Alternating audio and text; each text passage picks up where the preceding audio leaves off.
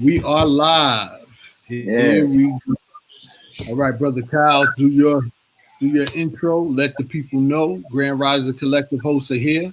We got some very uh how can I say very interesting topics we're going to talk about tonight. Yeah. Maybe Yes. not the conventional format, a little exciting, maybe not as, but you'll see. All right, Kyle, do your thing. Yes, sir. All right. Family, greetings. It's Grand Rouse Collective here, coming to you live tonight. And we got some topics we want to definitely address. I know we typically do our sessions like once a week. But with the recent turn of events, there's a lot of things going on happening on a daily basis, like a lot of things going on. So we want to make sure we inform you, make sure we keep you abreast of what's going on, and just kind of keep you sharp, right? While we're at the gig or away from our jobs, spending time at home. We got a lot more time to really delve into a lot of these topics that we're talking about, and hopefully you have the time and the effort as well when you're in. But Grand Rising Collective, here to engage, empower, and inform you in reference of things going on in the world, things going on in the community. When it comes to politics, when it comes to culture, when it comes to relationships, anything that's really of interest that we feel like we definitely need to discuss and really go into depth with, we do that. So Grand Rise Collective is a title that we came up with. It's a greeting in the morning, Grand Rising. Also, it's a reminder for us to rise to the occasion, be at our best, be grand at all times, seek excellence, be excellent to ourselves and others. So, without further ado, shoot over to my man, Kaide Bentley. Thank you, sir. Thank you. As Kyle already mentioned in regards to Grand Rising Collective, same thing. My contribution to the Grand Rising Collective. Well, first, let me do this. Let me make sure I do this more official, more formal, just for the introduction part. My name is Kaide Bentley. I'm president and founder of an organization called 4Teens, which stands for Teaching Teens to Think. That's my entrepreneurial hat that I wear. I also have an educator hat where I am the professor at Fordham University and I sit on the board at LIU. Um, and I'm also in partnership with the Boys and Girls Club. So that's the background that I have in general. Now, my contribution to the Grand Rising Collective is that in which, since my targeted demographic through my organization is inner city youth, where the organization's mission is to help inner city youth identify their inherent skill set so that way they can use their inherent skill set to complete their college education, move on to higher education, find a job, thus establishing a career, and then starting a business, becoming an entrepreneur if they choose to. The Grand Rising Collective is a collective that I'm proud to be a part of because it allows me to extend my reach not only to inner city youth but to community at large, to disseminate this information from my perspective based on my experience to not only uplift young people but to also enlighten, guide, motivate, and learn from those in our community that consists of parents, that consists of brothers and sisters, small organizations and businesses that dwell within, as we term it, community, but it's really a neighborhood. So Grand Rising Collectives allows me to do that. So the reason why we're here, the reason why we're having these discussions, basically, is to share that information and these, how can I say, discussions that you're viewing and listening to is an example of that in tangible form. So that's my introduction, Kyle. Tried to be formal as I can, so I might not be as formal.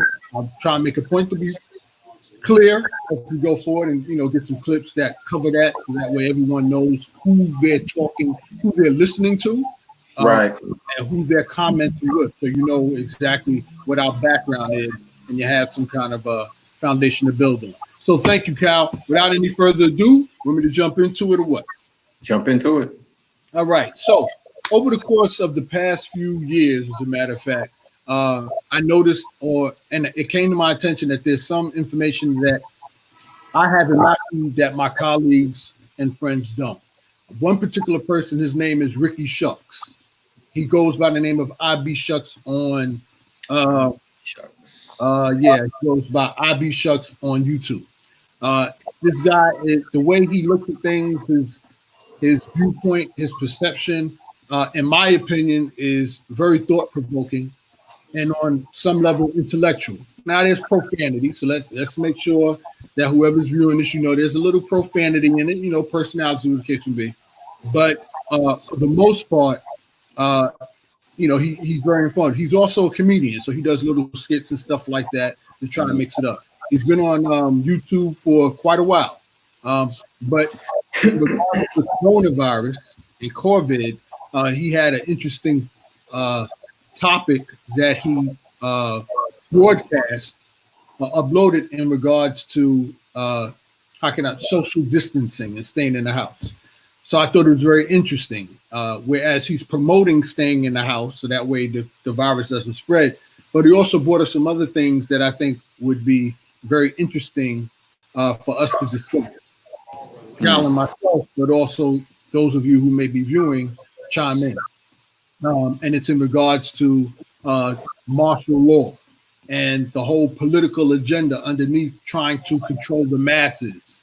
There's some other stuff that we'll talk about. We won't do that in this one, but this is why I wanted to discuss this particular verse. So what we're going to do is we're going to play this. We're going to check it out.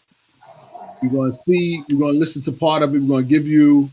We're going to react to it basically to what he's saying.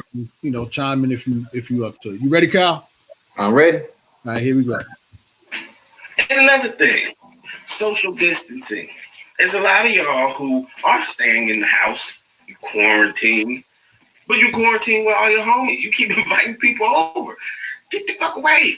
You don't know who got it. You got your friend in there coughing and sneezing, talking about, oh, it's just allergies. Yeah, right. That nigga got corona.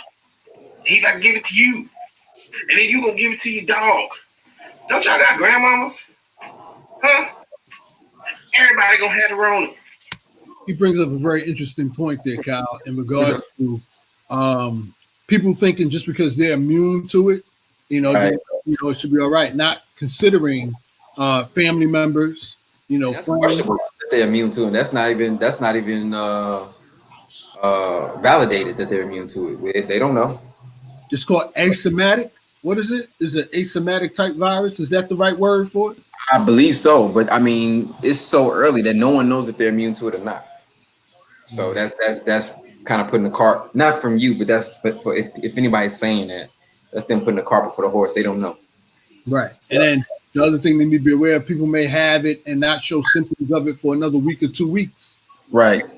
Right. So that's something to be aware of. Okay. It's very simple, people. The more you're out, the more you're around people, the more chance there is to pass the virus from person to person. That's it. This quarantine is not about taking your rights or your freedoms. It's not about ruining your fun. None of that shit. It's just trying to prevent some shit. So just stay in the house, man. Unless it's really important that you leave, stay in the damn house, because what's gonna happen is y'all gonna keep playing, y'all gonna keep trying to travel and fly everywhere and go hang out with the homies and do all this shit, and they're gonna make it mandatory. See, right now we're being nice. They're suggesting we self-quarantine. They're giving you all the information about why it makes sense to self-quarantine, but it's not mandatory. Y'all gonna fuck around and make it mandatory. Y'all gonna make it so that they close everything so that there's absolutely no reason for you to go outside.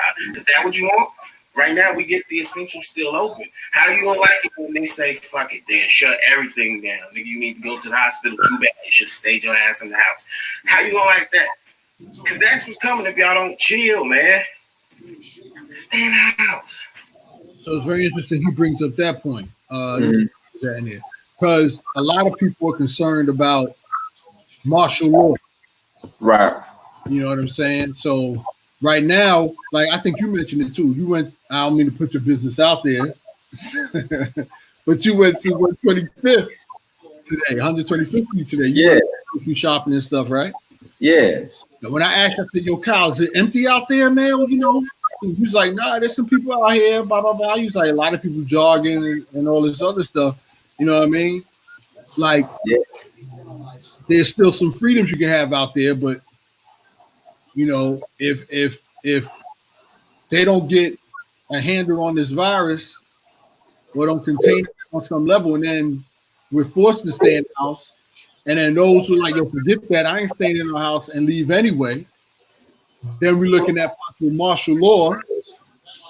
And you already know how the police have been treating the citizens in Ferguson with tanks and the armed weaponry. You know, that's not too far from any metropolitan area. Right.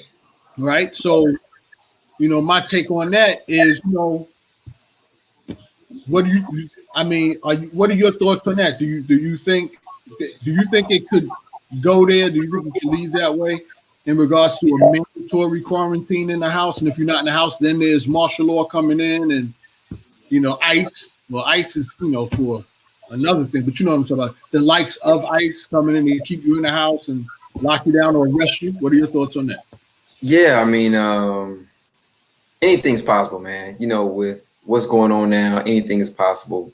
The positive and the negative. As much as for the extreme negative, you got the extreme positive. Yeah, man, people just need to be very cautious. I mean, even though I was out, you know, it wasn't like a mass amount of people out, and there were businesses that were closed. I went out just to really get food items, and that was it. And really, food items and really get some sunlight, because sunlight also plays a part in your immune system. Realize. So I said the sun is out, so I definitely need to go out and at least get a little bit of sun.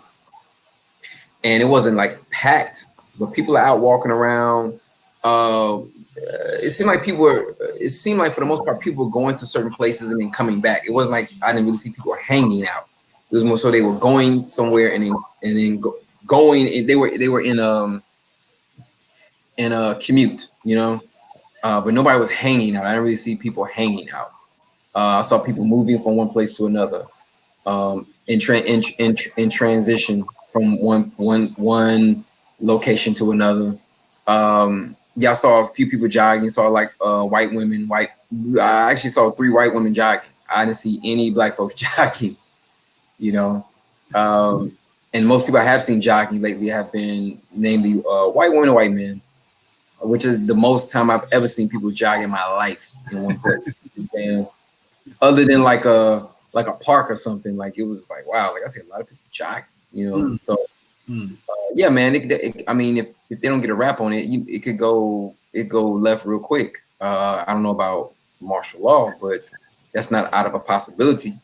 And I think he does make a good point, at least something to think about. Like if y'all don't follow directions and y'all take it much likely, it could get worse, because people don't realize like it could get worse. Like this is a preliminary. This is them taking precautions nicely, like, quote unquote nicely.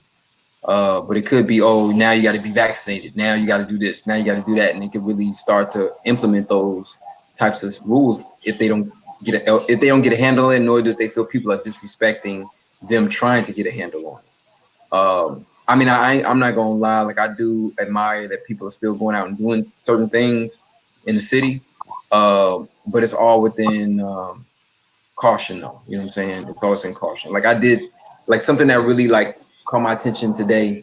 It was something really kind of seemed trivial, but like I saw this black couple holding hands. Like I saw this young brother and his girlfriend or whatever holding hands. I thought that was cool. You know what I'm saying? It was like, wow. You know what I'm saying? In the midst of this, you know, they're walking down the block by themselves. It looked like early 20s. And I was just like, yeah, that's kind of cool, man. Like, you know what I'm saying? Like in my mind, like, you know, just that, you know what I'm saying? Like, because everybody's so social distancing, for me to see that in this context of what we're going through now, for me, gave me hope. You know what I'm saying? It was like, oh, okay, that's cool. I like that, you know? It's funny you mentioned that in regards to that couple, because it reminds me of Idris Elba. Idris. Yeah, you know what I mean? Yeah, Idris Elba. Idris Elba and his wife, because he was Idris Elba. I'm sorry, Idris, if I'm mispronouncing your trust. My name is Kayode. They messed my name up. So don't take offense, brother. You know, that's what it is. I'll work on it. Yeah. It was interesting because he came down with it, right? Yeah. I understand his wife didn't, and then she ended up coming down, and then Tom Hanks as well. And Tom Hanks and his wife, I think they contracted at the same time. Yeah, but Tom Hanks' wife spitting Naughty by Nature lyrics. You know what I'm saying? Like, I don't know, man. I think that's cat. I think that's cat. I think that Yeah. I'm amused in the sense of, wow, the fact that she picked that song and she know the lyrics. Like, I was like, wow. Yo, they do that all the time. When I say they, I'm not trying to be racist. I'm not trying to be discriminatory. I'm not trying to say it's a white thing, a black thing. But growing up, man, I was surprised and shocked that Europeans, because I just started coming into realizing or being faced with racism when I got older. So, it was like, oh, I don't understand why this particular culture or this system is angry at me, and I didn't do anything wrong, right? So I was growing up having to deal with that reality. That put me in a certain frame of mind, and then sometime later, I started. I was surprised to hear that the very same culture or that represents this culture, they would listen to Marvin Gaye, Four Tops, and the Temptations in their home, like into it and stuff like that. So I'm like, it was confusing for me because I was like, wait a minute now. I mean, I thought we were heated by this culture that we had nothing to contribute. We were ostracized and outcast and stuff like that. But this very same group listens to the Four Tops and listens to black music. I mean, they be into it too and sing. So that's been the inconsistency that we talk about. I mean, they listen to Bird, they listen to Lead Belly, they listen to. I mean, they went to go see Jack Johnson. I mean, a lot of times to go see Lose, but I mean, there's always been that dynamic of amusement. We're here for amusement, but past that, you serve no purpose. So that's always been at play here. That dynamic here in America, and then it got to the point where they start to admire, mostly like for musicians, like a lot of your musicians overseas in like London and other places. Motown was the sound. You know what I'm saying? They look to the black artists and musicians to get their sound. Like if you talk to a lot of rock and roll guys who are white, Caucasian, they'll tell you, they Lead Belly. You know what I'm saying? Chubby Checker. Who else? Was it Bo Diddley? You know what I'm saying? They'll go to all the black artists first. You know what I'm saying? Like unabashedly, like unapologetically, like I listen to Lead Belly and I listen to Chuck Berry. Like they'll tell you. Yeah. Jimi Hendrix. You know what I'm saying? Yo, are you serious? Yeah, man. Ray Charles. You know what I'm saying? Like that's. But I don't want to get you far off your point. No, that's fine. So I'm not surprised with Tom Hanks' wife singing "Naughty by Nature." I mean, I may be surprised when she's singing a rap artist and quoting the lyrics like. Yeah, she know them lyrics, man. She knows those lyrics, man. But I'm like, man, I've been around for like 20 plus years. Yeah, they have. You know what I'm saying? Tom Hanks was one of those guys that, I could see him in one of those parties. You know what I'm saying? Like, you know who they are. He knows who they are. His wife apparently knows too. But it's funny, I don't want to veer too far off topic, but there was something I read online in the news feed in regards to Tom Hanks' son. Tom Hanks' son, I think there was something about him using the N-word with impunity, like just straight up disrespect for the culture and stuff like that. And they were talking about how the apple don't fall too far from the tree. How a persona is presented to the public. Yeah. In private, it's a whole nother thing. So, because I grew up with Tom Hanks, man. I watched him on Bosom Buddies. Yeah, right. Damn, you were back. I remember him, man. The Castaway movie was tight coming into 2000. What I mean? You always came across as someone who wasn't, who didn't have that negative persona of the culture. You know what I mean? I didn't get that vibe from him. Right. Then you never know, man. The same thing with what's his name on Seinfeld. I forgot his name. Michael Richards. Yeah, you never know. Michael Richards. So anyway, but what's her name singing "Naughty by Nature"? All right, it is what it is. Yeah, let her rock out. Hey, rock out. Yeah, rock out, do your thing. But I ain't swayed either way, one way or another.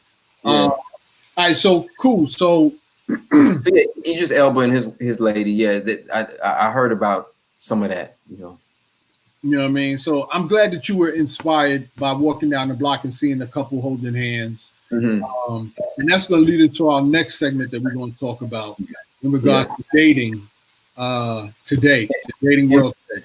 And real quick too, Kyrie, like in reference to the Idris Elba, a lot of people like capping, like they going in, man, like on his wife, like saying like they faked it and faked it. I'm like, what are y'all smoking at home? Like, where's y'all minds at? You know what I'm saying? Apparently, you know, being stuck in the house with cabin fever has like twisted y'all brains or something. I don't know what are y'all on, but or what they on, man. I mean, one, why would he fake it? And two, why would his wife fake it? That just makes no sense, man. I have no time for that, man. Like, I think where they were coming from, because I saw that too. Where they were coming from, I saw this other feed where the person was like, you know, it could be a propaganda, huh? Man, get out of here. Let me. Okay, all right. It could be a propaganda agenda because you just hear celebrities talking about they're catching it. You see my face, right? Yeah, I see it. I think you might as well do this. Exactly. Come on, man. Come on. I'm just saying.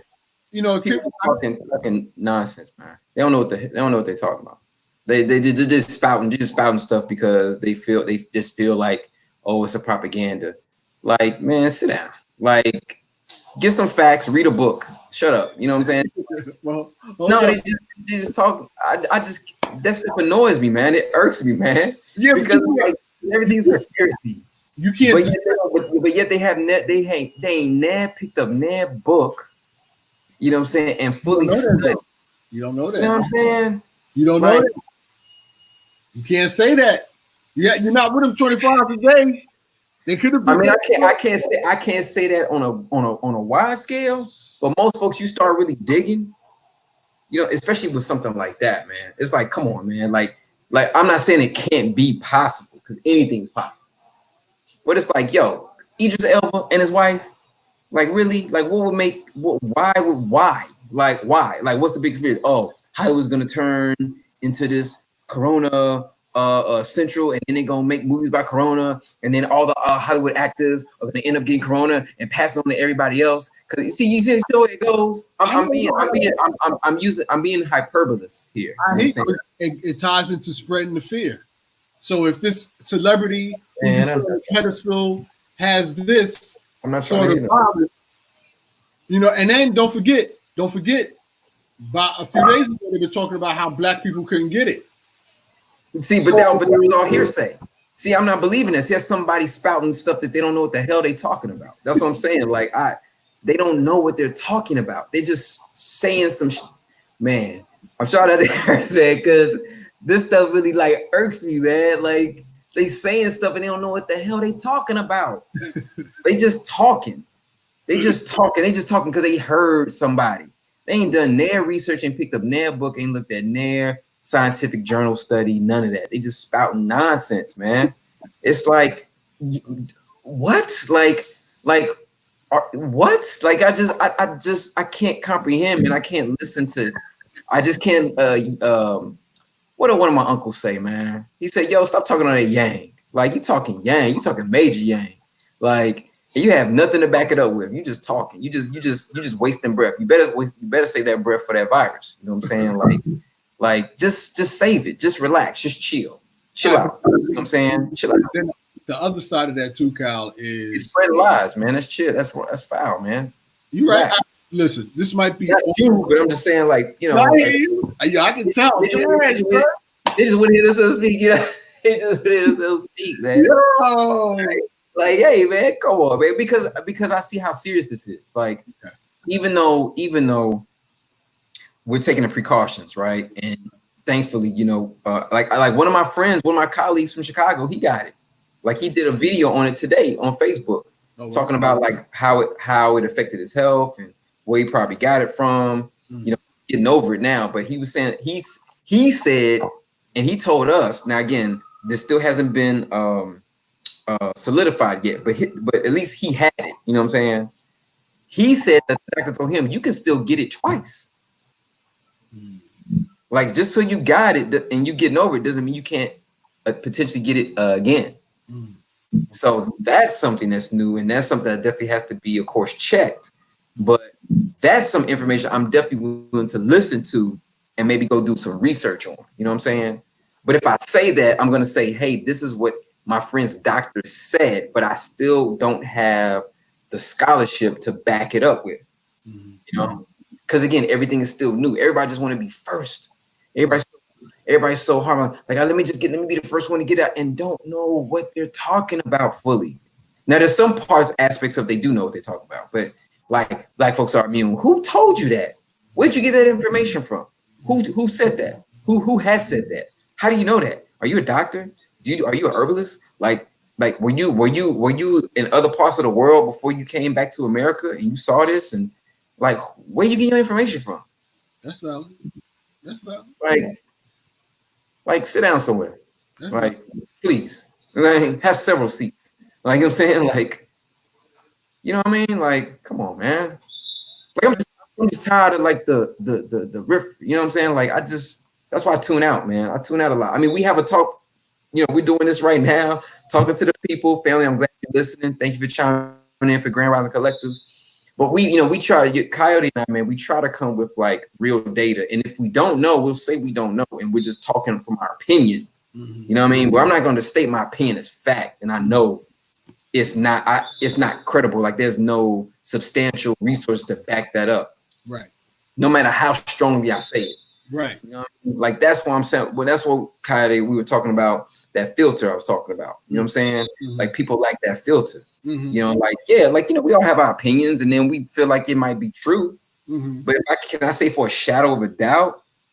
Nah, sometimes no, I can't. Like, it's just what I feel. Right. You know, and you take from it what you will. But all right, yeah, so man. Wait. So if you come in with that venom in regards to it ain't even venom, it's just not venom. I'm just saying with that energy, not negative, brother. Yo, I'm coming with that. Then I'm interested to hear your opinion in keeping the balance in regards to those students who went on spring break saying kind of the same thing. Ignorance, naivete, you know, and you see it was mostly white students. I mean, no diss, but no shade, but it was mostly white students on spring break. I'm young, and yeah, it's the virus, but it's just happened, so it's not really that serious. I'm gonna keep going on my spring break. I had this scheduled for weeks, and we just got out of school. I'm going on my spring break. And they thought they were going to do it too, because they thought because they're in that age range that it would affect them, only the youngest and the oldest. Yeah, you know what I'm saying? It's like you don't really know the immune system or how viruses really work, do you? And it's that's that ignorance and naivete, that youthful ignorance that they lead in their lives with, and that happens. I've done stuff in my youthful ignorance that I look back on like, man, I was stupid. You know what I'm saying? Like the risk that was involved. You know what I'm saying? Like, that's why you need people around you to help guide you. Also, you need to be able to just live life a little more to recognize how stupid a decision you made that could have went way left, but luckily it did. Listen, I'm gonna play devil's advocate real quick, right? Yeah. Now you just, because you know how I do. You know, I'll be finding those. You mentioned earlier when you walked out on 125th how you was I'm not using the right word to describe it, but you get the idea. Relieved or pleasantly surprised, or not exactly mad at those who didn't stay in, but who took the liberty and the freedom to go outside and get some fresh air, which is good, get some sun, which is good. I mean, could you give those who went on spring break the same type of leeway, so to speak, because they're living life, they're not living in fear, they're not living in panic. It's the freedom of spirit, the freedom. I mean, can you give? Yeah, that's great. That's cool. Just know what you're getting yourself into. I don't think they fully know what they got themselves into, because you're around a lot of people. It's not like when I'm walking the streets today, like I'm like in a huddled in a group, or I'm like in a collective group walking. Nah, it was people walking like unless they were together already, and then people had masks on too. A lot of people had masks on, so it wasn't just people like do. There were enough people that had masks on as well. And again, as we're walking, going places. We're not like stopping and hey, you know how you doing? It's more like, hey, I'm going to the store. I'm going here. I'm going there, and then I'm going where I need to get to. You know, I'm in New York anyway. Like, I ain't got time to like have full long conversations with you. Like, I'm trying to get to where I need to get to quickly. Like, I'm going to go. Let's go. So there were people that had masks on. People weren't huddled up into large groups. The only time we were together was when I was standing in line at the store. And even then, we weren't like up on each other. You know what I'm saying? And then the cashiers, the ladies, they had on the rubber gloves. What about the mask? From what I heard, that the virus isn't airborne. You can't catch it in the air. You can only catch it it lives on surfaces, metal, in a certain amount of days. This is yeah, man. That's viruses as a whole, man. They live on. Yeah, it's a virus. It's on stuff like. So can you catch it in the air by breathing, or I'm sure you can. I'm sure you can. Like I'm again. I'll say look this up, but I'm sure. I'm sure it's because I mean it's air. So it's like on stuff, and it lasts in certain areas longer than others due to whatever the sanitary environment is. But yeah, I'm sure hands. That's why coughing and sneezing, that's air. That's airborne. You know what I'm saying? So I'm sure. Like, again, am I 100% positive? No. Okay.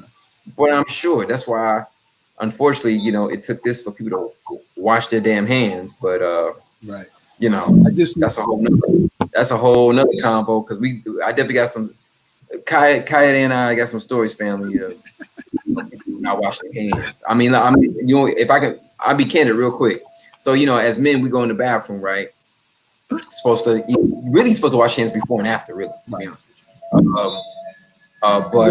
You're supposed to wash. Yeah, wash your wrist. Yeah. But you wash. Urinate or whatever, and you wash your hands, and you go to the sink, and the person that was next to you just walks right past you. You know what I'm saying? Like, yeah, bro. Yeah, you like, man. Yeah. Like, and it doesn't happen a lot, but it happens enough. Enough. And typically, it's of the other hue. I'll just say that too. Yeah, Tariq Nasheed did a little parody on that too, in regards to it was fun. But yeah, you're right. I mean, enough with that. Enough said with that. Okay, so you can catch it in the air. So because it was a point I wanted to bring up as well. I forgot what it was. I guess that's the point right there. To use caution when you go out. Exercise judgment. Don't go out unless you have to, I guess, is the whole point. Right. Tangibles and action steps.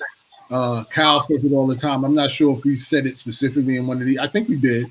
But to re-emphasize what Kyle said, read a book. Read. What are some of the other activities you can do in the house? Calisthenics, push-ups. Draw, write a book, read a book, write a book, design something, learn a language online, work on some. For women, like, rearrange your closet. Yeah. Rearrange your closet. For brothers, you probably play. That's the first thing they ran to, probably Xbox and the game consoles. Yeah, you can do that too. You know what I mean? But outside of that, arrange your sneakers, man. Fold up your clothes in the drawer. I'm sure if you have PC or computers, organize your folders and I'm sure a lot of that stuff. You know what I mean? Go through your email. Yes, I was gonna say, go through your email and dump out all the trash mail, man, like junk mail. Exactly. Catch up with your old email. My dad in particular, his inbox is like 5,000 emails. It's not 10 easy. Go through them, clean them out, clear out the iCloud, save some storage space. Right. Check your passwords. Check your passwords. Right. So there's basically is thinking outside the box. Think of creative new ways with technology today. A phone. I had a meeting today with the in my partnership with the Boys and Girls Club, and I shared with them. With technology today, you can do FaceTime. Everybody come to the house. Social distancing. Yeah. To prevent the spread of the virus, use your FaceTime, man. You got YouTube Live now. You got Facebook Live now. You know what I mean? Do a challenge. Yeah, Google Hangouts. You know what I'm saying? Like Google Hangouts. Do a challenge. Challenge each other to come up with a project. How fast can they finish that project? Creatively. Project. Yeah. Share it online. Get involved with create a movie. Create a movie. Create a commercial. Like very good. Like they got TikTok out now, right? And they got Vine and stuff now, right? Do a competition. Now you said Vine. I ain't say Vine. Vine, I think is back out. I'm not sure, but TikTok is a version of that. From what I hear, they're trying to bring it back. But I mean, do a competition. See who can come up with the first viral video. You know what I mean? And make it challenging as far as constructive. Not some BS, but some constructive video. You see who can come up with a viral constructive video that's informative or something like that. So it's a whole bunch of stuff. And I got these ideas, part of it came from me, but it was inspired by Kyle. So there's a lot of things you can do as far as tangibles and action steps in regards to this virus that's going on. You don't have to be all, cabin feverish and all that stuff. Nah, man. I get it, man. But it's like, that means you limited your thinking. Like, expand your mind, expand your thinking. Like, there's a lot. Trust me, there's stuff to do. Mm-hmm. There's stuff to do. Like, there's something you can do. Whether it could be maybe it could be something for the family, man. Create the family tree or something. Seriously, like, there's a whole bunch. There's a lot. Yeah, man. All right. Learn Japanese. I don't know. Like that's just... learn Korean, Japanese, Spanish. Whatever. Learn some Swahili or something. You know what I'm saying? Like, and I heard when you learn a different language, it really expands your mind and it really gives you a different perspective on life. Because I did that too. I bought Rosetta Stone, like a Duolingo. Yeah, and I learned Korean because my fiance at the time, was Korean, so I was learning that, picking that up. So it definitely helps. It definitely helps. So we were talking about how you were inspired today by a couple holding hands. I think that's an excellent segue into our next topic with Joe Budden. I'm butchering your name, brother. Yeah, Joe Budden. Joe Budden. But he was talking about dating today, right? Especially those who are over 35. I'm also watching some other YouTube channels with some young people, man. It's very interesting how they're talking about relationships as well. One particular topic, they talk about a lot, but one particular topic recent that caught me was how they were talking about should relationships have titles? Like if a relationship a title, is it a countdown to doomsday? I've seen a lot of relationships, social media putting their relationships in public, like online, YouTube, stuff like that. And I'm telling you, it's a guaranteed failure. Now, relationships. Never mind. Let me get to it. Relationships in general nowadays, which is what we're going to talk about with Joe Budden, right? Are you right? Right. But has a time limit on it anyway. But what makes the relationship that much more dramatic when you publicize it is now it's open to the public. So you can't, if you have a problem that you can solve in a relationship, you can't solve it in private because you already made it public. So now everything you do, to a large extent, you feel obligated to those who supported your relationship, or you develop some type of dependency on those who supported your relationship. Now you're beholden to those who supported your relationship to give them a time by time, issue by issue update on what's going on. So those are the drawbacks when you publicize your relationship. Even if it's not in media, even if it's just if you met somebody on the job or you just let people know you're in a relationship, you got a lot of pressure. You know what I mean? So I just thought it was interesting these young people were bringing up that topic. If you give your relationship a title, does that ruin the relationship? Because then it's like people are drawn to somebody if they know they're in a relationship. But if you're in a relationship, then not. So it gives you some type of strategy. It gives you some type of leverage against those who might be targeting you while you're in that relationship. So right. So we're going to talk about Joe. We're going to bring Joe in. He's going to share some insight. I'm coming in. Yeah, I'm gonna bring him in now. I'm gonna bring him in. I'm bringing it. It's not. I'm the guest, Mr. Butt. There we go. Bring him in now regarding this topic. Hold on. Let me do this real quick. All right. Now, hold on. Boom. No, right here and here. All right. So here's Joe. We're gonna bring him at the 2:15 mark, I believe it is. Yeah, right there. Here we go. The back of the sport. I really need a hustler, baby. That's all Lady London decided to give us. She does that a lot. What? Familiar? Yeah. That? Short freestyles here. Shouts to London. Yeah, she dope. She killed that. I will say though, She raised some really good questions. Like, if you pay for your man to just go out and eat, then what is the big deal about paying for a chick to eat? I always thought that was a pumped up argument. I totally agree. I even thought even when I was broke, I thought the $200 date thing was the dumbest argument was crazy in the fucking world. But let me go from the other side here. Why so much about dating has nothing to do with getting to know each other? In the rules of dating.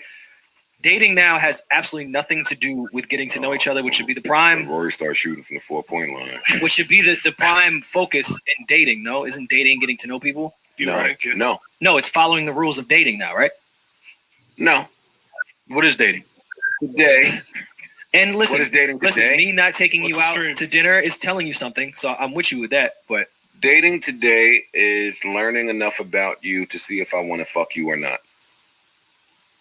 damn, or just fuck you, or maybe something further. Not be with you. Like, Well, that's what I'm trying to save his. change from that. I was trying to save no. his thought. But no, they don't want to be with you today. They don't. Actually, when they get into the process of learning you to see if they want to be with you, is normally when they stop fucking you. Go on. I'm gonna pause on that one. Personal experience right there. I kind of agree with Joe. Okay. I think I don't know when it started, but in relationships, it seems as though I think that's where the term limits on relationships come in. I think that's where the level up in relationships come in. And this is no disrespect to women. I'm just saying based on my personal experience, when a woman is with you and she feels she's gotten everything she can get out of you, depending on how she met you, then she starts to lose interest in you. There's nothing new about you anymore. I think that's what discourages me from relationships. It's like I always got to be on guard. And again, it depends on the woman, right? I didn't, no one taught me about relationships, right? So I went into relationships with the pure intention of finding somebody who was independent, strong like my mom, you know what I mean? That was the only criteria, obviously aesthetics, you got to look all right. I got my type and stuff like that. Right, but, we all do. Right, but she also had to have some type of intelligence, right? What I noticed was, and this seems to be the theme or has been the theme over the course of the years, I don't know why it sounds true, but you can chime in and let me know before we continue. With Joe, it's like if a woman, if you're working on a job, and you're doing well as a brother, you're doing well off, she's gonna be with you. But the minute an economy collapses or you lose your job, then the clock starts. If it hasn't started before. As soon as she finds out that you are not going to be bringing in the revenue, all that other stuff, you know, live off love and all that other crap out the window, especially if she's been with you for like a year, 2 years, right? She got to know your weaknesses. There's certain things she don't like about you, what have you. If you lose your job, all those things magnify. And now she's looking for an escape hatch. Now you're gonna start having a lot more arguments. She's gonna start arguing you about the littlest things that before wasn't a big deal, but now they become magnified. And then you hear this key word, and I might be letting the cat out the bag with this one. But if a woman says, "I can't do this no more," she already left the relationship. She was already with somebody else. She was already with somebody else. I'm like, do this no more. I'm like, cool. I'll be like, cool, I can't either. Peace. Be out. You know what I mean? Hey, man. You know, people have their own, you know, we all have our own intentions in getting a relationship. It depends, you know, it really does depend on the scenario. But no, I see what you're saying. There are some women who are definitely, you know, they're in it for the they're not in it for the long haul. They're in it for the time being, and it's cool and it works and it's fun or it's whatever. And then once the party's over, and they like, I'm out, you know, and you could be out. You know what I'm saying? You could be out. You know, that for me, that's fair weather friendship and relationship. So, I mean, it wasn't meant to last anyway. So let me get this straight, Cal. I'm going to cut you off, but I'm going to get to the point to get into. So, is that to say that when you get into a relationship, for me, when I get into a relationship, I'm entering into a relationship for the long haul. That means marriage vows. That means sickness and health. Okay. Rich or awful poor. Till death do us part. That's how I enter into a relationship. That means before I enter in a relationship with you, I'm looking at the things that you do that I don't like. I'm assessing that right now, whether I can deal with that for the long haul. I'm also right, and I'm also thinking those things that I don't like, if they magnify by 5 or if they magnify by 10, can I still be with it? Is that drawback that you have, that thing that I don't like, if it magnifies, could I still be with? Is it big enough for me to want to leave you? After I've done the evaluation and that assessment, if my determination is then I'm with you, no matter what.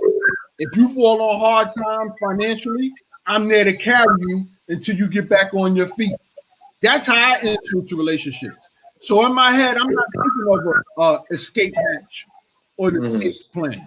I'm not thinking of lining somebody else up on the side. Whereas if this don't work out, then that's where I'm going. I'm gonna go to that next one and give that next one a chance. So my question for you is, for you to be able to, or anybody, not just you, but I'm just saying, for anybody in a relationship and she flips the script or he flips the script on you and be like, I can't do this no more with her. All right, peace. I'm out too. Did you get into that relationship like, all right, fine. I didn't expect it to last anyway. I'm good. Or, I mean, how do you break off so easily like that if you got into that relationship looking at it, you know, for the long haul? I don't understand that. Enlighten me on how you're able to do that. No, I hate, and there's a few questions I have for you as well, because again, I'm saying that in hindsight 2022, but yeah, you get to a point, man. You know, you've done all you can. I've been in relationships where I've done all I can. It's like, look, man, I've given you all I can give to a relationship, and you still not satisfied. Then I can't do anymore. Apparently, it's not meant to go to length, you know. And then you have to figure out, okay, we may be getting in it for the long haul, but then you got to ask that question or ask those questions. Are you in it for the long haul? Like, what you in it for? You know, are you in it for the sexual relationship? Are you in it for the companionship? Are you in it for the security and or protection? Like, what are you in it for? So many people have different reasons of getting in a relationship. Some people see it as a temporary thing. Some people see it for a long haul thing. You know, it just depends, and it depends on that person and the scenario and who it's with.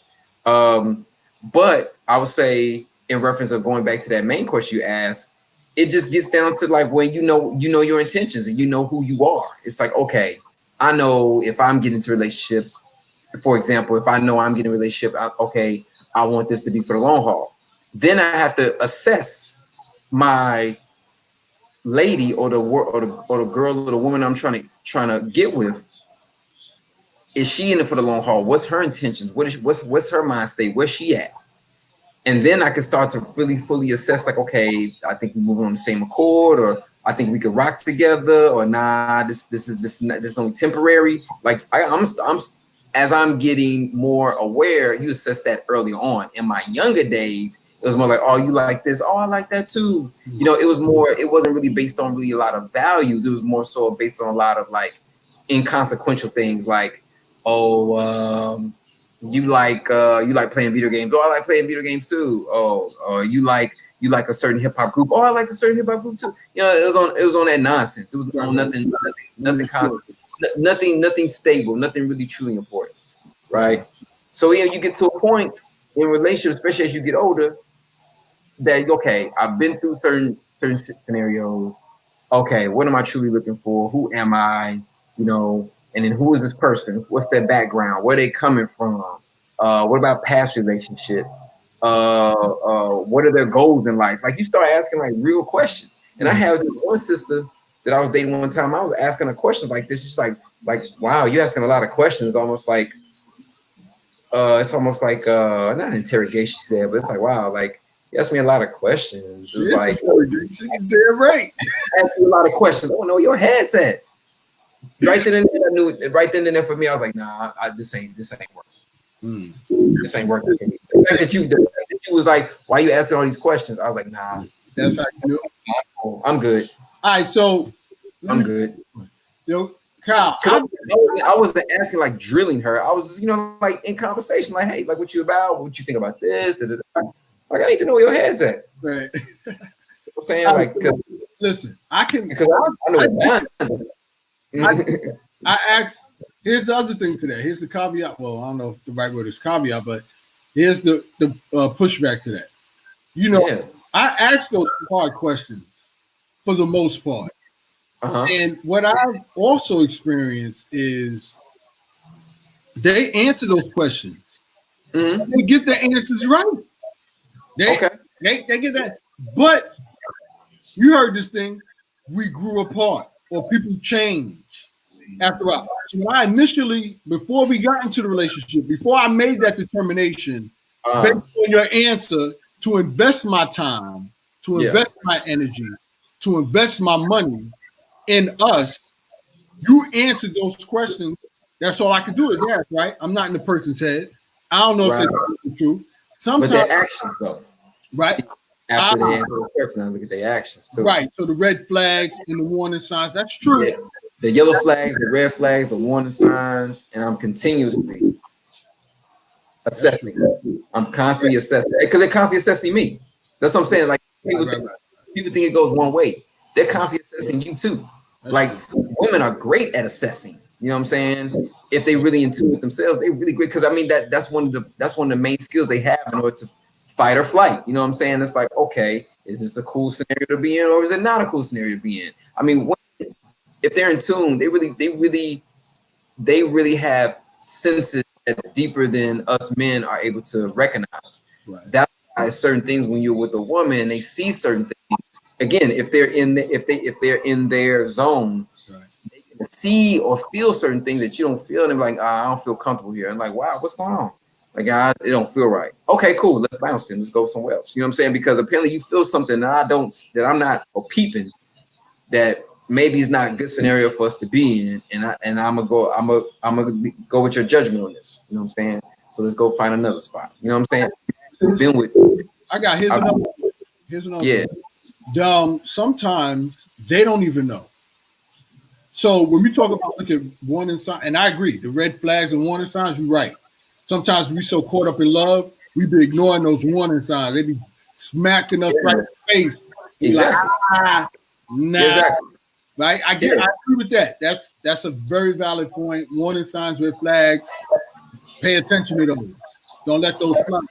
But sometimes you don't see those warning flags, those red flags and warning signs, because at the moment she's in it.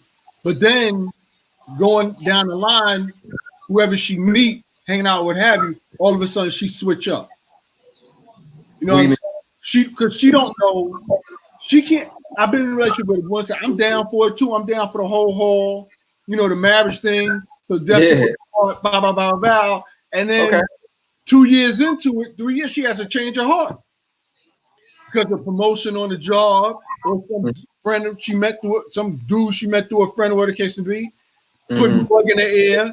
Then all of a sudden she starts to switch up.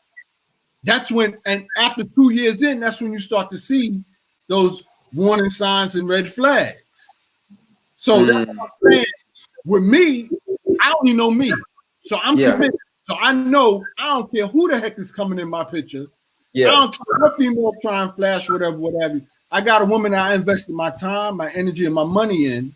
I'm in this joint. Because in the long run, I want to be with somebody that got my back. I know how we roll. We're a team, whatever the case may be. I don't see the same sense of loyalty coming from. So the point I was making with that, or the question I was asking you, is, Kyle, sometimes they don't even know. They answer those questions initially like, yeah, I'm all in it, blah, blah, blah. And then a year and a half, 2 years later, they start to switch up. What's your take on that?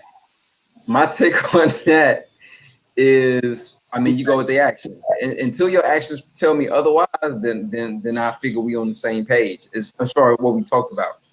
But that's why I think we need to spend more time with each other. See, I think in that scenario, enough time wasn't spent together, like really putting each other in scenario. Because we test each other. Women test us men test the women, hopefully. They put little tests. They, what can I get away with? Or, what happens if this scenario happens? How is he going to react? You know what I mean? Like, they testing all the time. They're doing certain things. They're setting up certain scenarios, testing all the time. You know what I'm saying? And it's just up for us to be aware of those tests. So, I've not passed tests before. I'm sure, and some women have not passed a few tests I've put out there. You know what I mean? So, but it's always like your character. It's a test of your character. It's a judgment of your character. It exposes you. So enough time. If you don't spend enough time with that person, like really spend time with that person, then there's gonna be some gaps for you knowing them and them knowing you. How much time? As much time as needed. As much time you feel comfortable enough to feel like you know this person. That you know their habits, that you know their background, like who's your family, where you come from, what was your past relationship, do you have any sicknesses in your, you know what I'm saying? You gotta add, like, you get to the point, and I'm at that point where it's like, even if you say these things, I'm like, okay, cool, and I've remembered certain things, and I'm sure it's been on my end too. But you ask certain questions, they say certain things, you ask that joint about a few months later, and it switches up, and like, oh, you switched up. When I asked you that question before, you said this. So it's not just initially asking those questions and that's it. It's not a conversation. It's conversations. Multiple conversations over a period of time, mid-course corrections. And those questions would include, what's your credit? Yeah, it's multiple conversations. Yeah, man. Again, man, like dating has changed. Dating has changed in reference of, because people we all feel like we got more options, but then there's more options just leave us optioned out. You know what I mean? Like, oh, option here, and then you end up alone in your house. Like, you know what I'm saying? Like, I'm putting myself in that boat too. You know what I'm saying? I'm not saying I'm oblivious to that. Thank you. All right. So now we're going to continue with Joe Button. See what else they got. Here we go. Mountain Dew rack. Y'all don't see it, but that's it. No, that's the rack. I need more. Explain that further. It is my belief that women are the horny toads today. Okay. Agreed. Well, with your age, for sure. Well, can you say that? I talk to 25-year-olds too. No, your age being you not being the horny toad. Oh, at 40, no, I'm not horny toad. So yes, most of the women will be more horny than you. Women are horny toads.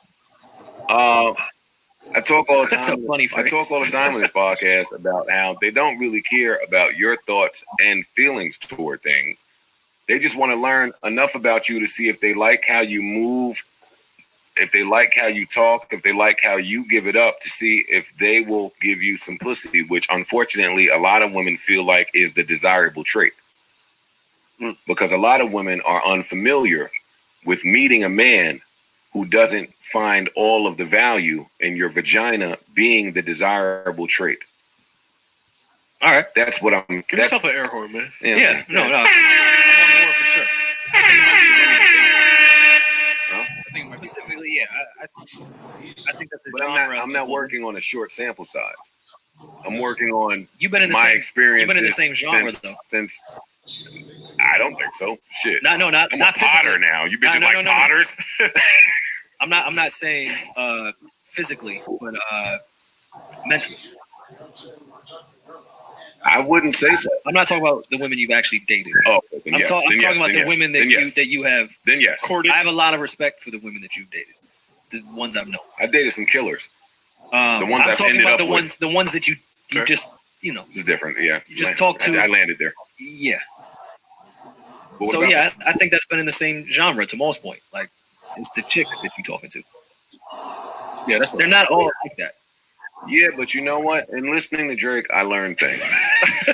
What did you learn? But he be in the same genre. What I learned more. Word. Same DM. You know, I didn't hear any of the Drake leaks because I'm not going to your SoundCloud. Mhm. But Rory sent me the Drake leaks. Mhm.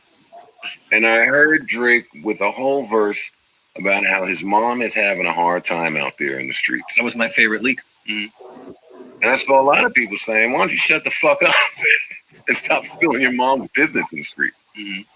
But what I got from that is, because I had similar talks with my mom, older people don't really know where to meet people It's gonna be or how to extremely meet people, difficult and we don't really put ourselves in that. Or as in that- Drake's mom. for Or as Joe Budden's mom. That's who. Yeah. Yeah. That's Any famous person's mom. Like, you know, remember there was a time where like we looked at niggas a little shady for meeting people on the internet, but then that That's became the only status quo. place to meet And people. that's how we meet people. But the older people, so that verse said to me, like, then it's not just me having a hard time out here with where to meet someone or the person to meet. Drake mom is going through this too. Mhm. There are older people that are going through it too. Maybe this is an age appropriate thing. Well, I think that's a lot of people that I've seen in their latter past 35. It's tough to date. Like, period. You're just kind of, you're already set in your ways. You already have a career. You probably have baggage, whether that be kids. I'm not calling kids baggage, but how people would view you Kids going are into baggage. things. I didn't want to be the one. I didn't want to be the one to say it. Let me be the one to say it. It's Joe Budden here. Joseph Anthony Budden Jr. Kids are baggage. Bring baggage with exes. You could be divorced. Just by the time of 35, you probably been through some shit. Every last person. So it's harder to walk into a new relationship having so much bullshit from the past 15 years. So it's difficult. And then make that to someone that's what, 60 years old? But I mean, listen, be clear. I mean, in the art of self-awareness and just self-revelation, I'm clear that I'm probably too fucked up to really meet somebody. I am clear in that part. I'm not absent-minded of what plagues me. Huh. You really feel that way? I'm 100% jaded. Huh. It is a fact. So in your mind, you see yourself being single for the rest of your life? No, Oh. I don't see it that way. I see myself having to work through the jadedness. Gotcha. And We all have to do that. that I mean, you have more, I'm sure, but why? So why you listen, kill me for being single if that is the same shit? And I said I'm jaded. because I don't think that you attempt to work through it. That's not true. I said I don't think. Okay, well I'm telling And you. human beings are by nature go after to stay with one person, even though I truly think that concept, if you look at it from a logical brain, is kind of insane to not, I'm not talking about polygamy or any of that, or faithfulness, or just being next to someone for that long is an insane idea. Even if you were the same gender and you're straight, you don't have a roommate for the rest of your life because you wouldn't want to be next to somebody that long. It's a really weird concept to be with someone for a long period of time. And let me not. I don't want to run from what Maul is saying. Maul, a lot of my thoughts about you and what you think come from my idea that you are not facing some of these intrepidations head on. So you have the opinion of somebody that has not faced those things head on, which is where our disagreement always comes. Because I'm always like, Yeah, you're absolutely right. If we don't give a fuck and our feelings not interested and Check we don't your, care and we just text. on our own, like you Check your text when you get a chance, and just read the text.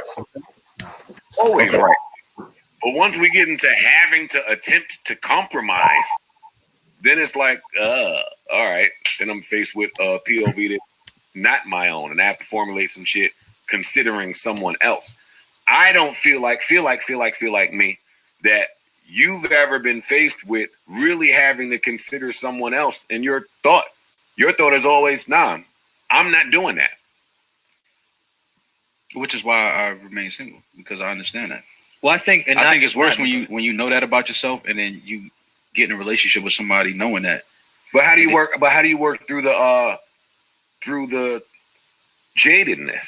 I think when the right person comes along, it just happens. It's not even something to work. It's nothing to work through. You get over that they're the one thing. Once they're the one, and you know they're the one, and that's great and all.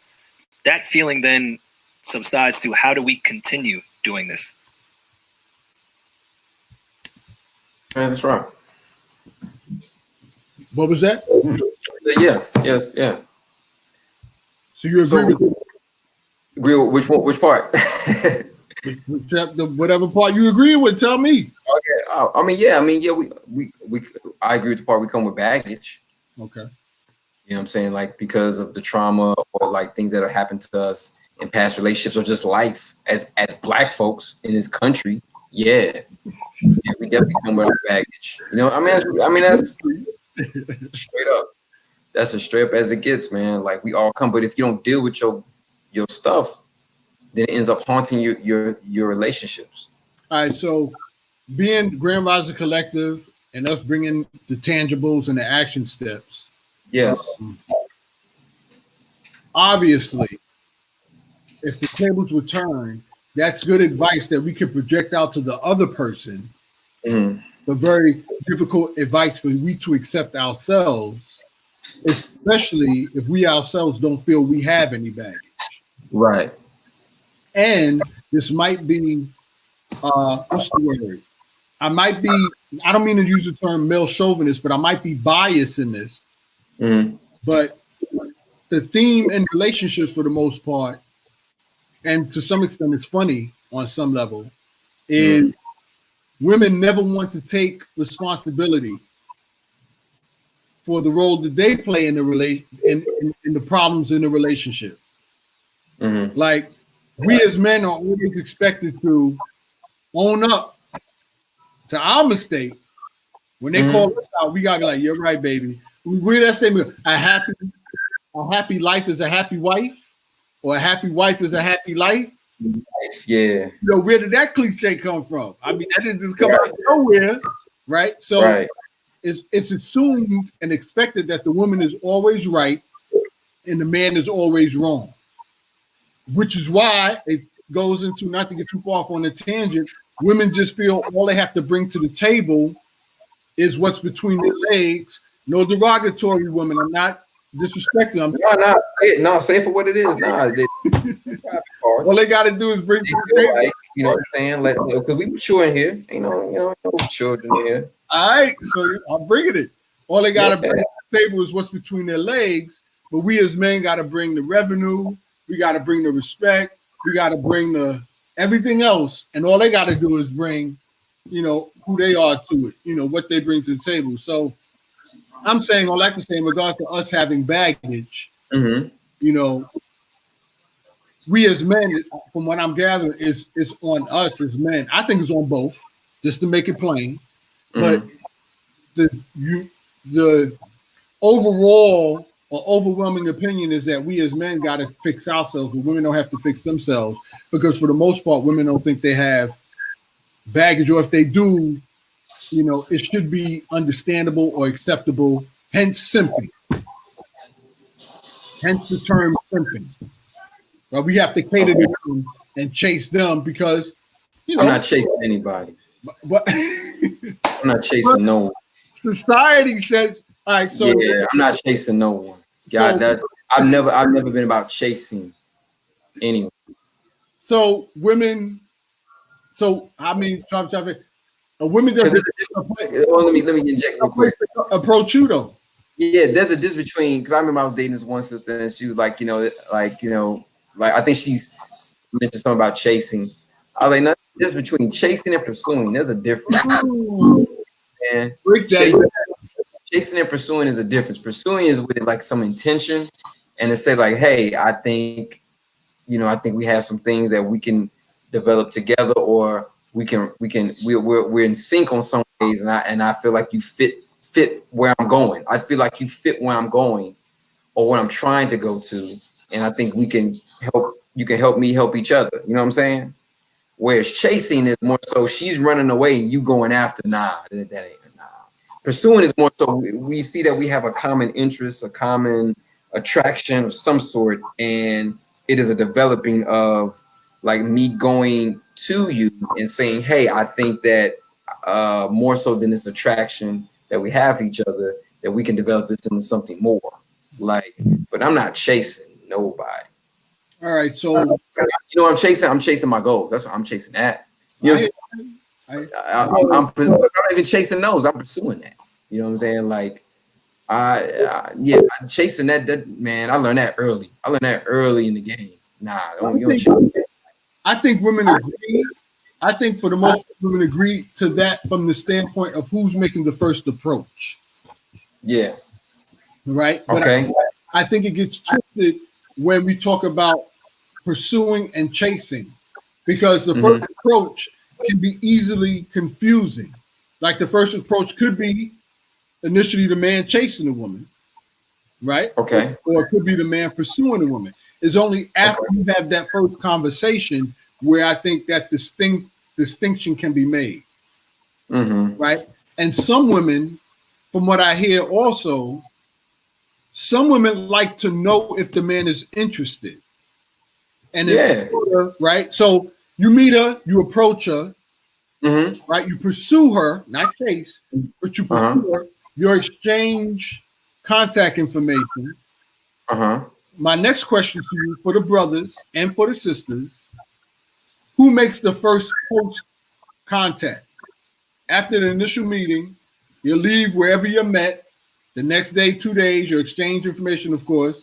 The next day, 2 days, who should make the first contact post the initial meeting? Right? In regards to the definition of pursue and chase. Man. I'm asking because women want to know. Yeah. Teaching me, I want to know. Yeah, my take is I'm making initial contact. You know what I'm saying? I'm gonna let you know without shadow of a doubt that I'm pursuing you. Now, what you do with that is what you do with it. Now, if you want to lollygag, or if you feel like, oh, like no, I'm interested too, then let's act like we're interested. Like I'm not into the like, oh, like, you know, I'm gonna play like coy. And look, if you're interested, you know, give me signs that you're interested. And there are ways to do that. You know, there's some women that I've dealt with that let me know, like, oh, okay, yeah, she's interested, without even putting it out there, putting themselves like way out there like that. Like they let me know. And there's some you're not sure, and typically when you're not sure, that typically means like they're not sure. So it's like share with the ladies who view this. I'll view with the men. What were some examples, not all, but what were some examples that the woman used to let you know that she was interested without her having to tell you she's interested, so she could keep her little, you know how women have that mystique they like to keep about them. So keep that little mystique about it. What can you give? Body language, certain body language, being on time for meetings, like saying they're going to be somewhere on time and they're there on time, maybe sometimes even before I get there. Language, certain body language, certain ways they look at you, certain ways they position their body. So after your initial meeting at this location, whatever the case would be, she goes home, you go home, you exchange contact information. That's understood. Go by, 2 days go by. You saying the next day you're gonna reach out to her, the next 2 days, or when you're available, you're gonna reach out to her, or do you expect her to reach out to you? How does that look? Yeah, if I want to see her, then I reach out. Simple. For me, I've simplified it. If I want to see you, then I'm gonna reach out. If you don't want to see me, then okay, fine. You don't want to see me, but I'm not gonna be butthurt like, oh man, I reached out. And we all have our emotions. What I'm saying, I'm not saying I'm emotionless, but I'm just saying, like, I'm not I'm not like, if I want to see you, I want to see you. Like I'm like, I've got to put like, if I want to see you, I want to see you. Now, if you don't want to see me, that okay, then you don't want to see me, fine. Then I'll find something else to put my energy into. But I'm not going to be like, well, you know, I'm gonna wait to see if I'm gonna let her hit me up first, and then if she happens to hit me up before I hit her up, then cool. But if not, then I'm saying, hey, let's hang out. Like, I got some time free on blah blah day at so and so time. Are you free? And then right there, that lets her know, like, okay, he's intentionally trying to spend time with me. And if she doesn't have time, okay, kind of, we'll maybe reschedule. If I feel like if I feel like, oh, you know, there's really no interest there, strong interest there, then I, you know, chalk it up the deuce. You know what I'm saying? Like, you know, what they say, charge to the game, charge to the game. You know. So women, those women who view this, I'm interested in knowing, Kyle. I'm not sure if you're interested in knowing, but let us know if that's the proper approach, right? He reaches out to you when he reaches out to you, let you know he has time free, whatever. But you know what I'm saying? Like, I'm not. A part of me is like, I really don't care. Like, you know what I'm saying? Like because. Yeah, man. A lot of how we dating now, man, is backwards, man. It really is. Because it's like these like templates that we go by that aren't for everybody. You know what I'm saying? It's like, oh, like, you know, wait 2 days, like the whole Steve Harvey thing, like wait 30 days before you all, you know, get sexually intimate. And it's like, you can wait 30 days, 90 days, 365 days. If all that man wants to do is sleep with you, he's gonna wait. He's just gonna wait. He's just gonna wait on you. He's just gonna wait. And as soon as y'all go there in your relationship, unless if he's really into you and he really wants to build something, then that's different. But if he's just trying to have a sexual relationship with you, he might wait. Now, he's not gonna wait around, but he's gonna wait. Meaning that he's gonna be dating somebody else while doing that. Wow. But he's gonna wait. You know, you are gonna go there sexually, and then you're like, okay, cool. Now I can really be out. So advice for some women. You know that. I mean, that's how men tend to work, man. It's like, you know, people think, oh, you know. People approach it like this. Now, I'm not saying you shouldn't wait. I'm not saying that. I'm saying that you waiting a certain amount of days is not going to guarantee you a relationship. That's what I'm saying. Okay, so how should women deal with that? If right now, if she's, you know, interested in this dude, she put him on that 30-day delay, right? Know what she wants. Know what she wants. Know what she wants out of a relationship. Communicate that to the person that she's interested in, and then watch his actions. Right. So his actions is he waits. He's ready to play the game real well. Who's to say that she actually wants her? And then let me go to this too. I assume, let's say that she wants a relationship with that guy. She might not want a relationship. She just might want a sexual relationship. But she just wants to wait just so she doesn't have him think that she's promiscuous. That's another dynamic you're doing there. Yeah, just deal with the one thing at a time. I've got to talk to my homegirls, man. So hold on. Yeah, we'll touch on that topic. That's another. But I'm just saying, for the sake of this discussion, okay, this is a woman who wants a serious relationship, right? Yeah. So the guy, she tells him, you know, listen, I don't get down on the first date. She does the 30-day thing, right? He says the right thing. He does the right thing. But all he wants to do is hit it, right? Okay. So I guess the question I'm asking for her, is there anything besides just waiting 30 days for that verdict? Is there anything she could do or be on the lookout for in that scenario that can save her probably 10, 15 days? Do you know of any? I mean, does anything on the mind? I mean, I have to see what her intentions are, because her intentions may be just really to go there with him on a sexual level, but she just doesn't want him to think that she's promiscuous. Right, but that's not the case. You say that's not the case. Okay. Then she's gonna have to watch his actions. She's gonna have to see what he's about. And she's gonna have to see like his actions. He says the right thing, does the right thing for those 30 days. And it's always a risk. So I mean, you can't get out of it. You can't go into a relationship without a risk. That's what I was saying. Okay. And if that was my sister or my daughter, I would tell them that straight up. I'm like, you can't get into it without a risk. You're risking yourself. You're putting yourself out there. That if you wait those 30 days and everything lines up, then you got to be comfortable with the fact that if he dips on you, then you got to be I'm not saying you got to be okay with that, but you got to chalk that up to the game. Fair enough. You got to chalk that up. Fair enough.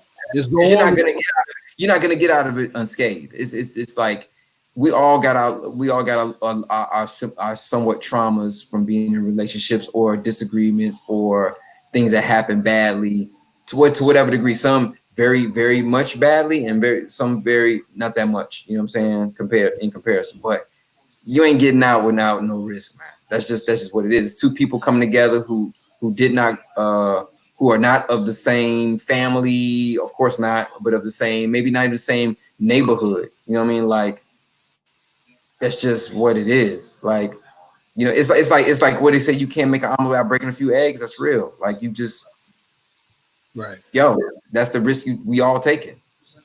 Well said. All right. We're going to go with Joe, see what else they got. Mm-hmm. I'm not saying it fades away, but just as people being next to each other for that long, you have to continue to figure out how we're going to be next to each other, even though we both know you're the one now. Yeah, but it's not just fairy tale the moment, like, this is the one, I know it. Like, it takes work. No, nothing is fairy tales a fiction. But especially if you're jaded. Like, it takes work to get over the hump of, all right, you know, maybe I should just. Well, the jadedness, I think, to what Joe was saying, the compromise thing. I think a lot of people confuse compromise with settling because people are so scared to settle, and you're not settling, you're compromising. Yeah.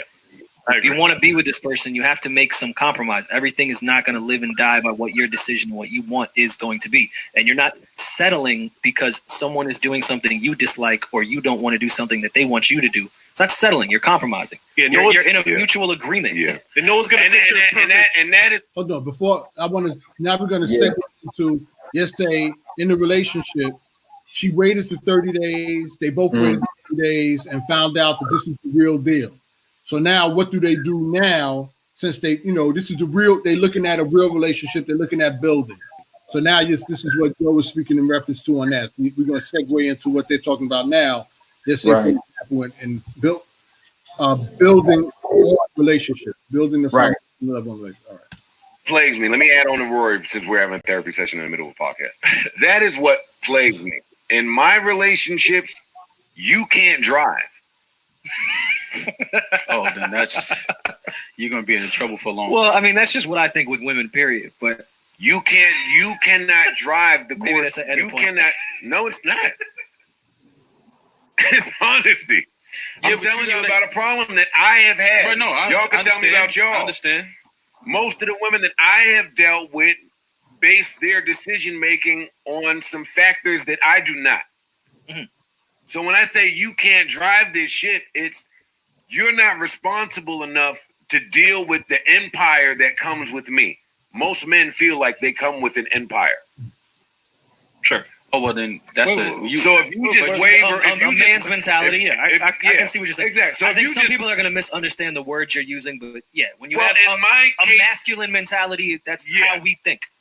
Yeah, so if you're just wavering and wielding but the your chicks are emotion, gonna kill you for saying men come with empires because there'd be mad dudes that don't have empires. I'm just talking about the man's mad mentality. Dudes don't have empires. No, I'm letting you rock. I'm gonna get my shit off in a minute. I'm letting you rock. I'm listening.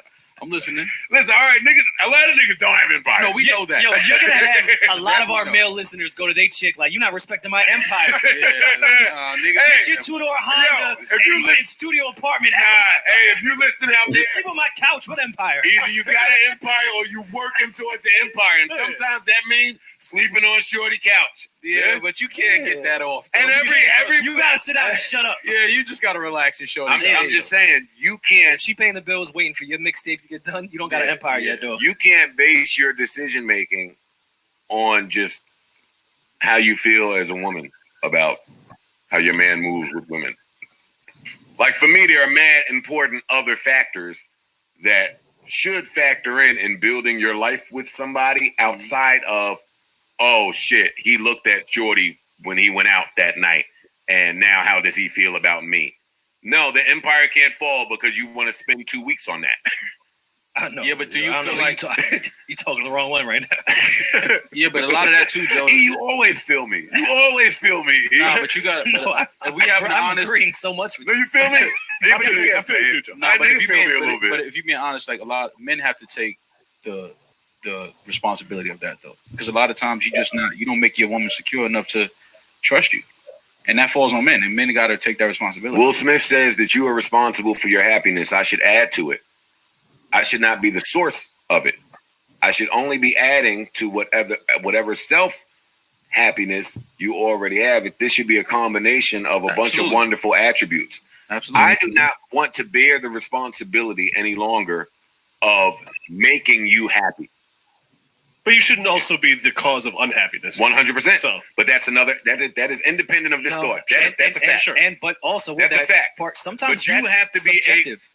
Oh, Rory, at that green rack again. Unhappiness is a perception, a sole perception of you. And I'm not saying that we can't make our partner unhappy, but a lot of times our behavior is we're not realizing you're subconscious that may make you so unhappy. Mm-hmm. So I cannot solely be responsible for your happiness because I am not you. Mm-hmm. I want to pause there real quick. I think those are some profound words. We're going to wrap this up, close this out on this last topic. Yes, sir. You know, but there's 2 points he made there that I experienced personally. One of which is because we're already at that phase of long-term relationships, right? The 30 days by. So over the course of those 30 days, I think it's prime time for those real talks and those hard questions to be asked, right? During that time, so there's no commitment there, right? There's no huge risk of loss, right? Right? Except for, oh, she's beautiful. Oh, she sounds right. This could be the start of something big. If it ends in those 30 days, you really didn't lose too much, right? Right. The prime opportunity or prime space or prime time to have those real conversations, to put that out there, putting everything on the line, so that way you know if she's going to rock with you, if he's going to rock with you, or if he's not, right? That's being fair. All right. Right. So, personal note regarding this, and this is what I talked about. I believe any dude talking to a woman, if he's building an empire, like they were talking about, right?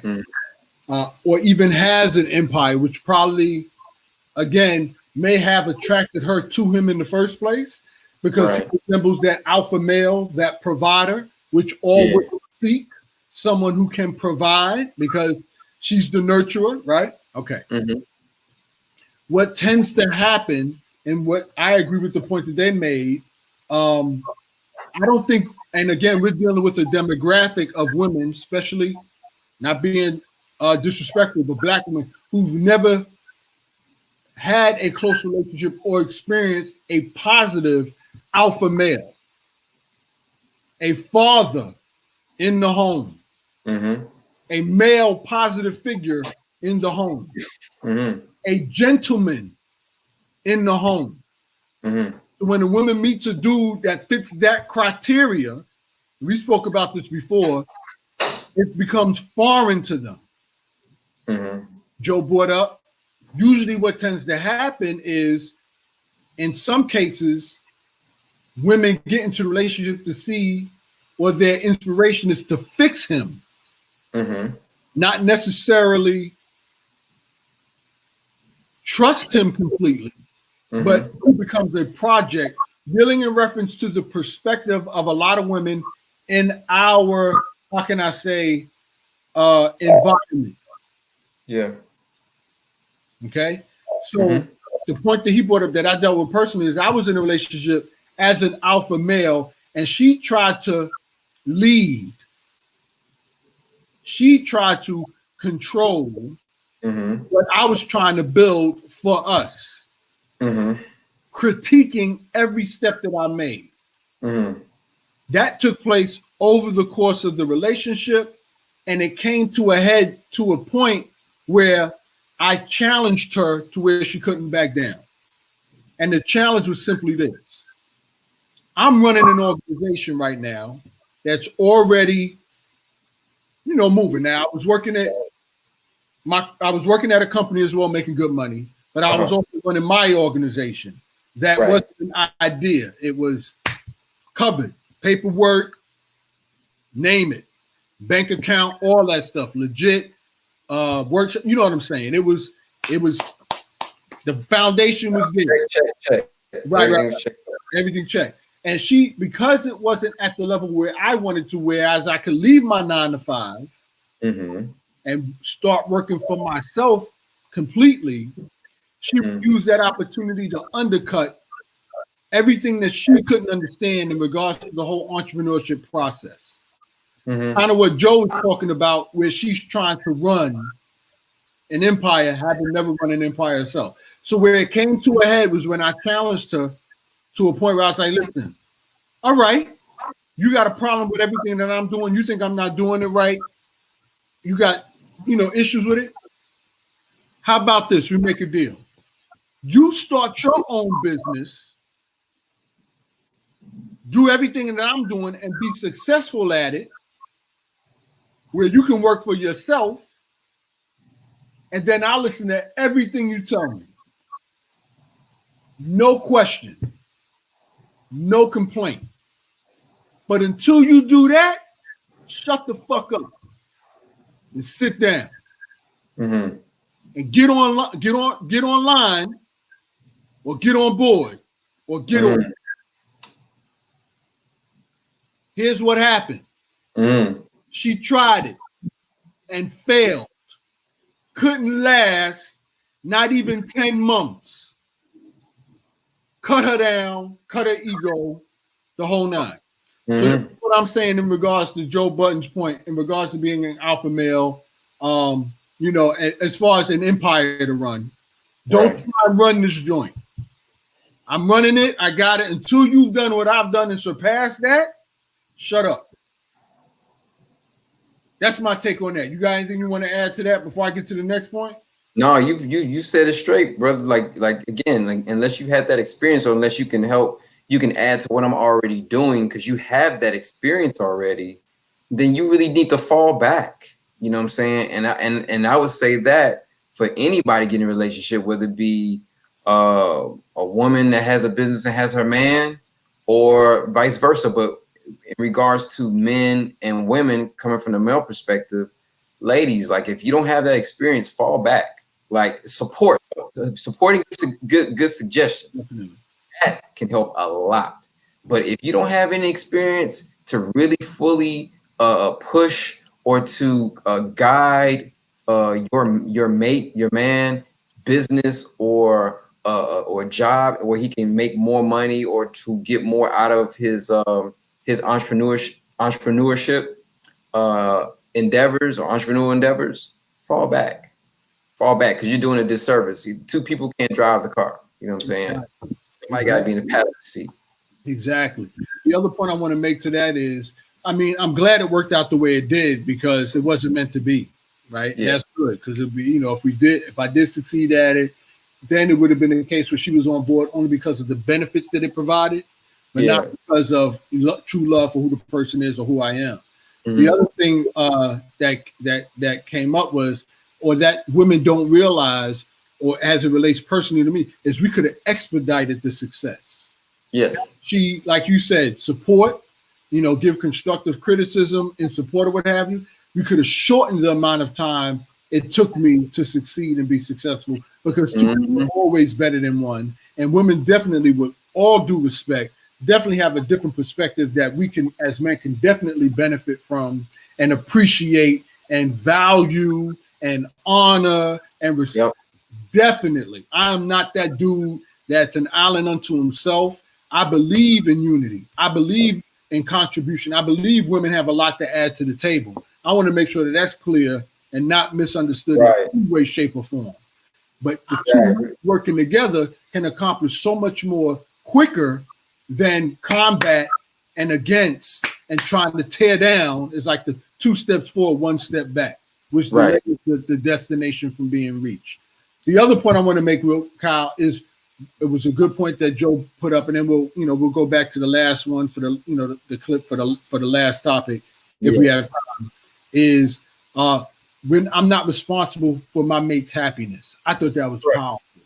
Very, very, very. A lot of books talk about that. Actually, one of the books that talks about that is Don Miguel Ruiz, talk about the mastery of love. His book talks about that. And a number of other books talk about that too. Nah, man, we're not responsible for a person's happiness. We can add to their happiness. And not and not take happiness from it. But we're not responsible for anybody's happiness, man. And that's a very powerful statement because, I need somebody to help me be happy. Nah, that's the wrong perspective. I'm looking for love. The fact that you're looking for love lets me know that you're already looking in the wrong places. What did Eddie Murphy say? Looking for love in all the wrong places. Looking for love. You know what I'm saying? It's like old school Saturday Night Live joint. Buckwheat. Yeah, man, you're looking for love in all the wrong places, man. You need to look inside yourself. Like, that's the place you need to look for it first.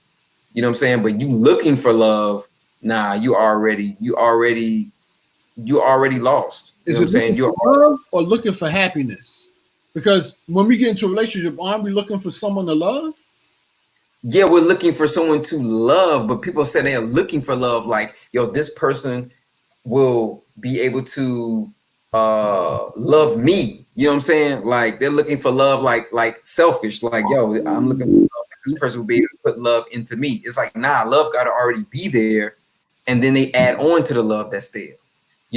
But people say these things like falling in love, like these kind of terms we use, like I've fallen in love, like fall from where you falling from? You know what I'm saying? Like, where were you on a plateau? Like, where were you at? Like, you know what I'm saying? Like, you learn to love. I mean, there's a lot of misconceptions we have, man, because Hollywood and media has made love like this. I don't know, man. It's just it's like really unrealistic, man. It's like these kind of falsehoods that these pretenses that we going off of, like, sparks flew, and I'm like, man, that's rare. You know what I'm saying? Like, sparks flew, and like I was just totally in love. I'm like, is that love or lust? You know what I'm saying? Like, you have to really question that, because do you know this person? You know what I'm saying? Like, do you grow up with this person? Like, now I can see if you grew up with the person and you're like, okay, I've known this person for years. I grew up with them, and like, damn, like, I think I love this person. You know what I'm saying? Like, just from seeing them do certain things over the years and who they are. Like, I think I really love who this person is. Yeah, but man, like, the music, media, TV, movies, I'll die without this person. It's like, come on, man, really? Like, unless you're really that connected, because some people are, but unless you're really that connected, man, you'll be hurt. You know what I'm saying? But that sounds like an addiction to me. You know what I'm saying? That doesn't sound like something that I need to be a part of. Like, like this psychotic, like, yo, man, this chick cut up my car and da da da da da, and ooh, that was a great experience. Like, what, really, man? Like, dang, like, I don't know, bro, where you living at, what you doing, but I mean, it's just a lot of this stuff, man, people use, and we've all gone off of, like, oh man, if it wasn't this, then it wasn't really true love. It's like, man, like, look, bro, like, until you find somebody you feel like you can rock, you can, like, you know what I mean? Yeah. Like whatever that is. Yeah. For your relationship, like, I think Joe Budden mentioned it in the interview. There's certain couples who swing. You know what I'm saying? They're swingers. And I can't knock that. I don't want to do that. You know what I'm saying? I'm cool on that. But there's couples who swing, and that's their thing, and they're cool with that. I'm not cool with that. Right. I don't want a lady who does that. You know what I'm saying? But for them, that works. So who am I to tell them that it doesn't work? So hold on, let me ask this question. We're gonna close out. Al Green. Love and happiness. All right. So, yo, if you haven't heard Al Green, Love and Happiness, staple song back in the day. Yo, that's a ahead of Yo, his man, Tennessee, baby. That's a Tennessee love right there. Yo, so my question, Love. Kyle, are you talking about love and happiness interchangeably, one and the same, or two separate things? So a woman has to have love already there. That's one, but she also has to have that her own happiness. That's two. So she has to have. I mean, among other things, but for now, starting off small. Those are the two main things she has to have before she enters into a relationship, and not That would be ideal. that from somebody else. Yeah, that would be ideal. I mean, sometimes that doesn't happen, but that would be ideal though. Because I mean, if you're looking, because again, let's say you're looking for love, like Eddie Murphy said in the SNL skit, looking for love in all the wrong places. Let's say you get with a man that if you don't have enough love within you, then he notices that you don't have enough love in you, and then he puts you in certain scenarios, or he treats you a certain way, and you feel like, oh well, because he's with me, he loves me, so I'll take that from him. Whereas if you had enough love within yourself, you recognize that really ain't love. He's just really trying to control you. You know what I'm saying? Like, see, but let's say you it's that same woman, but she gets with a man who actually respects her mind, her body, her soul, and everything like that. And he's spending time and he's investing and putting things into her to build her up. That's a different scenario, but that's a gamble. You would have to get with a person that's not going to take advantage of your weakness. And typically that's not rare, but that's a low percentage. Gotcha. My brother Cal, thank you so much. We're gonna close this out. We're gonna do another live. I hope you love it. We're doing this now. We're doing this quarantine time. Put some comments in the comments field. Comments in there. Let us know what you want us to talk about. It's in there. You know what I mean? Oh, good. Come on, just go. Let's go. And those will be the next topics we're going to talk about. We got some good insight now, don't? But anyway, I'll do the closeout, then you do the closeout. Close out. Right. You can reach me. I hope you gained a lot from this conversation. I gained a lot from, especially my brother Cal, giving me some insights. Good to hear that love and happiness and the distinguishment between there. Hope I put some information out there in regards to just the dynamics. Now, we spoke about an alpha male and the female dynamic and falling in line. I want to make this clear also as I close this out, that it's important that the man honors and respects his woman as well, right? It's not just about her falling in line and doing what he says. It's both of them doing their research, having that hard talk at the beginning, him giving her a plan as to what he sees in his life, and her seeing that he's already embarking on that plan before she decides to get on, right? In addition to that, he has to have that respect for her, meaning he loves her just as much as he loves himself. With those two key elements in place, a relationship should have a solid foundation in which to build on. So I want to make sure that that's clear. So the fact that he's an alpha male, he's building an empire, he should be doing that with the full respect, humbleness, and honesty of his partner, realizing what his partner, his woman, brings to the table, and vice versa. So I want to make sure that that's clear. That's one of the things that I'll highlight from our discussion that we had here. The coronavirus, stay indoors, use the technologies and the tangibles that we brought out. Heard it. If you didn't hear it, listen to this video from the beginning. For that, I'm not going to go any further than that. We're praying that the results of this virus gives us some self-reflection, whereas we realize all that we had taken for granted before this quarantine.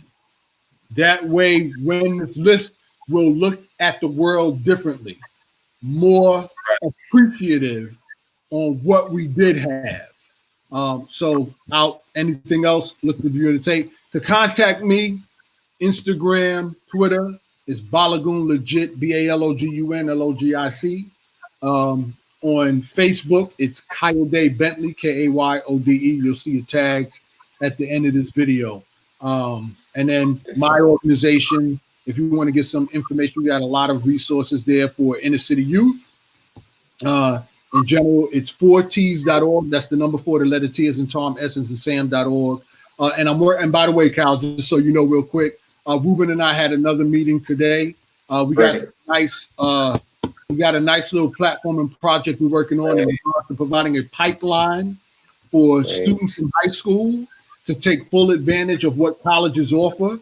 in particular BMCC, to ensure that you graduate and to ensure, if you choose to, for higher education in a 4-year college, to pursue like our homeboy Sean, your master's or your doctorate, we're going to have some solid resources there for you to capitalize on that and change the dynamics so that way you do finish school and do graduate with support financially through scholarships so that you don't end up in debt. So stay tuned for that. That's a long-term project we're working on, but the groundwork is being set.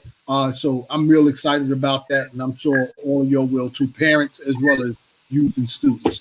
Sorry for that long exit, but I had to throw that stuff in there while I can. Cal.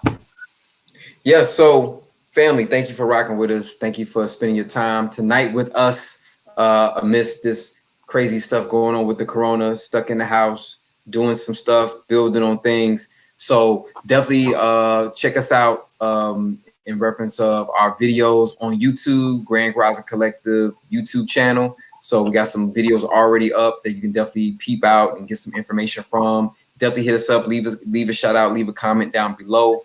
You can subscribe to my personal stuff on Instagram, DIX_KYLE. And then on Twitter, KEASY773.